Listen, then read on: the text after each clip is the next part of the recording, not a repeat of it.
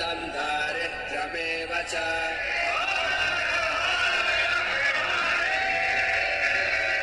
इतिहास में कई बार ध्वस्त हुआ और हर बार उसी स्थान पर पुनर्निर्मित किया गया। आज मेरे ऊपर हमले को 1000 साल हो चुके हैं और यही वो साल है जब मेरे आधुनिक पुनर्जन्म के 75 वर्ष पूरे हो रहे हैं। प्रधानमंत्री नरेंद्र मोदी ने इसे नाम दिया सोमनाथ स्वाभिमान पर्व।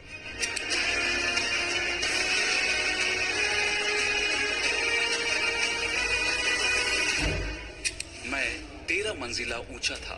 छत पिरामिड की तरह, गुंबद सोने से बने थे जो दूर से चमकते थे। मेरे शिलालेखों का प्रमाण 6वीं से 7वीं सदी तक मिलता है, जब वल्लभी के मैत्रक वंश का शासन था। मेरा पहला पुनर्निर्माण इसी दौरान हुआ। आज मेरी कहानी में उन तारीखों का जिक्र है जब मुझे तोड़ा गया और फिर बनाया गया। 725 ईस्वी में सिंध के सूबेदार अल जुनैद ने मुझ पर पहला हमला किया। मकसद अरब सत्ता का विस्तार था। कुछ दशक बाद 815 ईस्वी में प्रतिहार शासक नागभट्ट द्वितीय ने लाल बलुआ पत्थर से मेरा पुनर्निर्माण करवाया।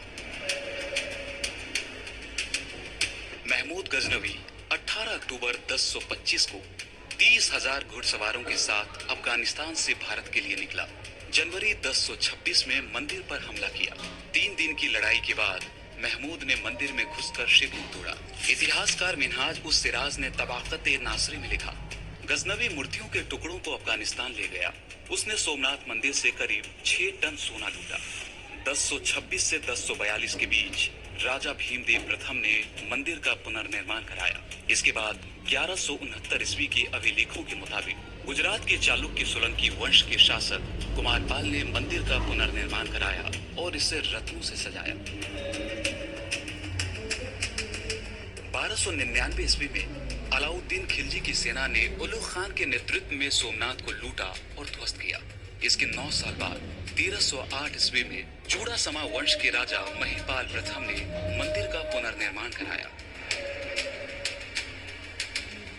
1395 ईस्वी में दिल्ली सल्तनत के अधीन गुजरात के सूबेदार जफर खान ने सोमनाथ को नुकसान पहुंचाया।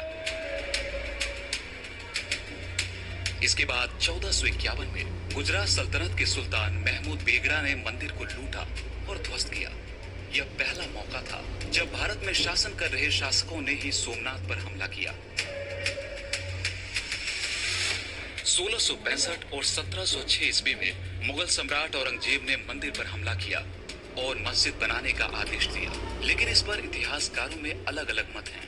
इतिहासकार आर.सी. मजूमदार कहते हैं औरंगजेब ने मंदिर की पूजा बंद करवाई, मंदिर को तोड़ने का आदेश दिया और परिसर में मस्जिद का निर्माण कराया। वही इतिहासकार सतीश चंद्र के मुताबिक मस्जिद उसी स्थान या पास में बनी यह साफ नहीं है। उस वक्त भव्य मंदिर मौजूद नहीं था। 19वीं सदी में सोमनाथ की पहली तस्वीर सामने आई जिसमें मंदिर टूटा और बिखरा नजर आया। 13 नवंबर 1947 को तत्कालीन उप प्रधानमंत्री सरदार वल्लभ भाई पटेल ने सोमनाथ के पुनर्निर्माण का आदेश दिया। उनके निधन के बाद तत्कालीन मंत्री के.एम. मुंशी को मंदिर बनाने की जिम्मेदारी दी गई। मई 1950 में आधारशिला रखी गई और 11 मई 1951 को भारत के पहले राष्ट्रपति डॉक्टर राजेंद्र प्रसाद ने मंदिर की प्राण प्रतिष्ठा की। आज का 2 मंजिला सोमनाथ मंदिर 155 फीट ऊंचा है, जो बलुआ पत्थर से बना है। शिखर पर लगभग 10 टन कलश और 37 फीट ऊंचा ध्वजदंड है, जिस पर रोज 3 बार ध्वज बदला जाता है। मान्यता है कि चंद्रदेव ने यही भगवान शिव की तपस्या की थी, जिसके बाद शिव ने उन्हें आंशिक मुक्ति दी। शिव यहाँ सोम के नाथ कहलाए।